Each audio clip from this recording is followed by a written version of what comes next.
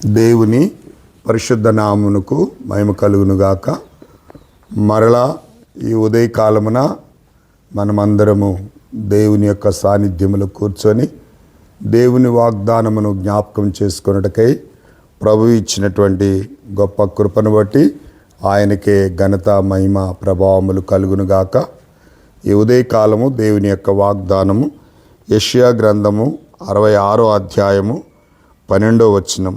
నదివలే సమాధానమును ఆమె యొద్దకు పారజేయుదును. దేవుని యొక్క వాక్యము సెలవిస్తుంది, దేవుని యొక్క వాగ్దానము. మరి యెషయా గ్రంథం 66:12లో నదివలే సమాధానమును ఆమె యొద్దకు పారజేయుదును అంటున్నాడు. అవును ప్రియులారా, దేవుడు సమాధానమును అనుగ్రహించే దేవుడు. అందుకే యోహాను సువార్తలో అంటాడు 14వ అధ్యాయంలో, మీ హృదయములను కలవరపడనీయకుడి, దేవుని యందు విశ్వాసం ఉంచున్నాడు, నాద యందును విశ్వాసం ఉంచుడి, లేని ఎడల నేను మీతో చెప్పుదును, నా తండ్రి వద్ద అనేక నివాసములు కలవంటాడు. ఆ నివాసములలో శాంతి, సమాధానము, సంతోషం ఉంటుందనే విషయాన్ని నేను జ్ఞాపకం చేస్తున్నాను. అందుకే ఆయన మనకు సమాధానము మరి నదివలే పారజేయుదును అంటున్నాడు. దేవుని వాగ్దానము నమ్మదగినది, పూర్ణాంగీకారమునకు యోగ్యమైనది ప్రియులారా. అదే యెషయా గ్రంథం 66వ అధ్యాయం మొదటి నుండి కొన్ని వచనాలను మనం జ్ఞాపకం చేసుకుంటే ప్రియులారా, యెహోవా ఇలాగు సెలవిచ్చుచున్నాడు, భూమి నా పాదపీఠము, మీరు నా నిమిత్తము కట్టనుద్దేశించిన ఇల్లు యాపాటిది, నాకు విశ్రమ స్థానముగా మీరు కట్టనుద్దేశించినది యాపాటిది, అవన్నీ నా హస్తకృతములు, అవి నా వలన కలిగినవి అని యెహోవా సెలవిస్తున్నాడు. ఎవడు దీనుడై నలిగిన హృదయము గలవాడై నా మాట విని వణుకుచుండునో వానిని నేను దృష్టించి ఉన్నాను అంటాడు. ఎందుకంటే దేవుని యొక్క వాక్యం అంటుంది 14:26 అంటాడు, నా శాంతినే నేను మీకు కలగజేయుదును అంటాడు. అవును ప్రియులారా, దేవుడిచ్చే శాంతి, దేవుడిచ్చే సమాధానం ఎల్లప్పుడూ కూడా ఉండేటటువంటిది.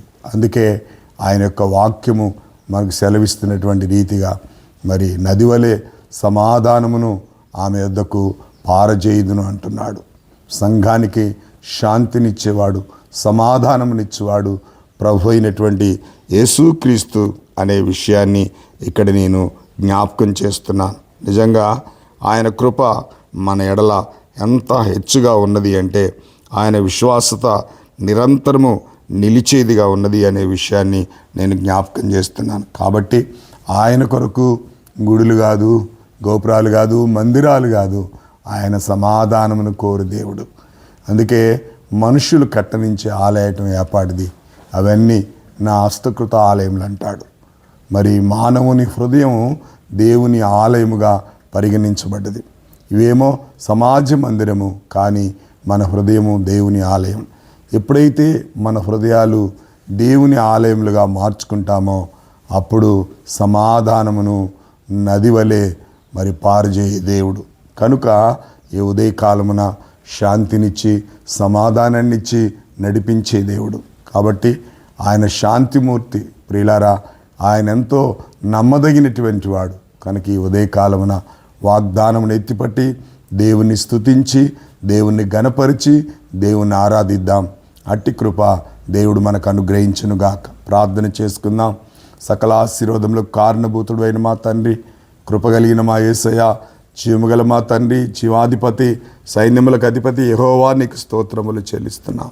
అయా సమాధానము నదివలే ఆమె యొద్దకు పారజేయుదునని చెప్పినటువంటి దేవుడు, నువ్వు శాంతినిచ్చే దేవుడు, సమాధానం ఇచ్చే దేవుడు, మా హృదయమే నీ ఆలయం అని చెప్పినటువంటి దేవుడు ప్రభా. అయా మనుషులు కట్టనుద్దేశించిన ఆలయం ఏపాడిది, అవన్నీ నా హస్తకృస్తములు అని చెప్పినటువంటి దేవ. ఎవడు నా సన్నిధిలో దీనుడై వణుకుచుండునో నేను వారిని దృష్టించి ఉన్నానని చెప్తున్నావు. అవును ప్రభా, మాకు శాంతిని సమాధానమును కలగజేసినందుకు నీకే వందనములు, స్తుతులు, స్తోత్రములు చెల్లిస్తూ ఈ చిన్ని ప్రార్థన నీ ప్రియ కుమారుడు నా ప్రభు అయిన యేసుక్రీస్తు నామములో అడిగి వేడుకొనుచున్నాను తండ్రి, ఆమేన్. దేవుని పరిశుద్ధ నామమునకు మహిమ కలుగునుగాక. ఈ ఉదయకాల వాగ్దానాన్ని ఎత్తిపట్టి దేవుని స్తుతించండి, ఇతరులకు షేర్ చేసి వారును మీరును దేవునికి ఆశీర్వదింపబడాలని మనవి చేస్తున్నాను. God bless you all.